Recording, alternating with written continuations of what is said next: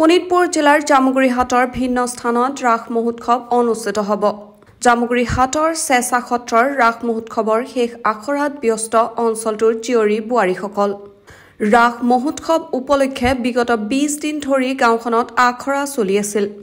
উল্লেখ্য যে জামুগুৰিহাটৰ চেঁচা সত্ৰ গাঁও উন্নয়ন মহিলা সমিতিৰ উদ্যোগত চেঁচা সত্ৰ গাঁও উন্নয়ন সমিতি, চেঁচা সত্ৰ গাঁৱৰ যুৱক যুৱতী আৰু ৰাইজে বিগত 10 বছৰ ধৰি উদযাপন কৰি আহিছে ৰাস মহোৎসৱ।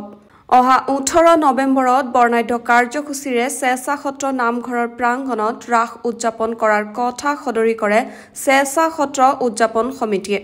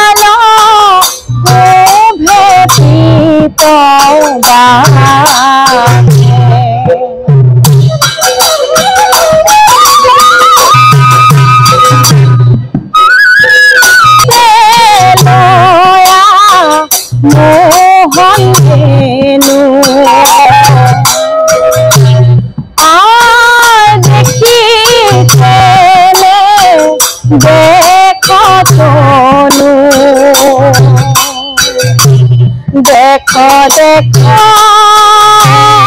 फूलो मुसा देखो देखो फूलो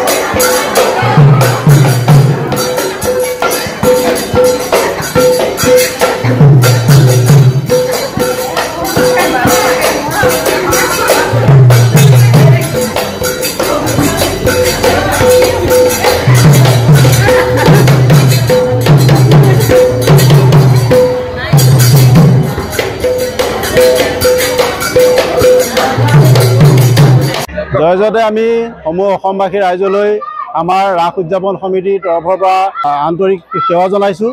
চেঁচা গাঁও উন্নয়ন মহিলা সমিতিৰ সৌজন্যতা আৰু চেঁচাসত্ৰ গাঁৱৰ সমূহ ৰাইজ যুৱক যুৱতীৰ সহযোগত বিগত 10টা বছৰ ধৰি আমাৰ এই ৰাসভাগ সুন্দৰভাৱে উদযাপিত হৈ আহিছে আৰু এই বৰ্ষও আমি আশা ৰাখিছোঁ আমাৰ এই ৰাসভাগ সুন্দৰভাৱে উদযাপিত হ'ব।